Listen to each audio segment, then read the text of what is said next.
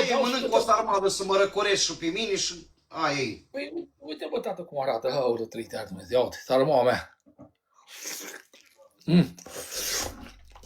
Uite, numai carne de porc. Am tăiat-o porc. Și am făcut de la mine, uite. Mămălită ca lumea. Viața la țară, tată. Cu tână, cu brânză de bivoliță. Mai bag un ardei 2 iuți.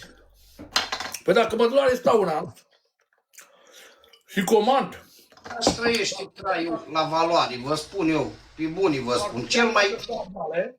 Pe mie, pe farfuria asta de sarmale, mi-au 80 de lei. La restaurant. Atâta, mi-au 80 de lei.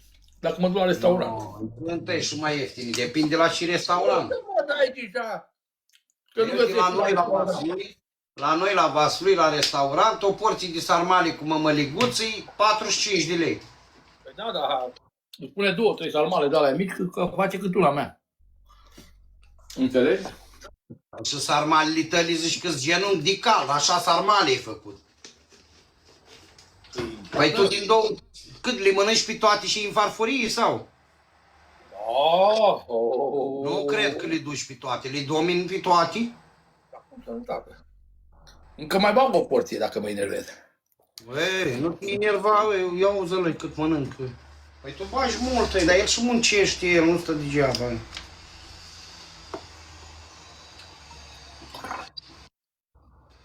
Tancuri rusăști are în farfurie, bombi.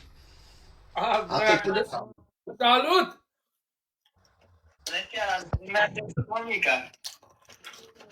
O găsești la mine în Carici, pe mămica ta.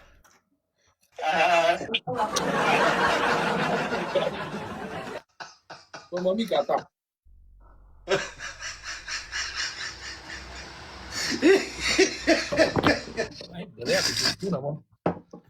O găsești la mine în Carici. Doamne, Iisus-ul Pe mămica ta, mă. Doamne. George, mersi frumos. Să rămână. Dați și voi un follow la George, vă rog frumos, oameni buni. Brânză de bivoliță, mămăligă, ardei iut și sarmali și smântână. Da, da. 60 de lei kilogramul de brânză de asta, mă. De bivoliță, dar uite cum arată. Brânză bună, mă. Dar gustul îi contează, dacă ai gustul, dar mămăligă îmi place cum arată, e moale, de ce? Asta era mămăligă pentru pești prăjit, caras de ăla să întinge așa un ulei și un usturoi. Adevărat, mă, dar vezi tu că și uleiul ăla te omoară la ficat.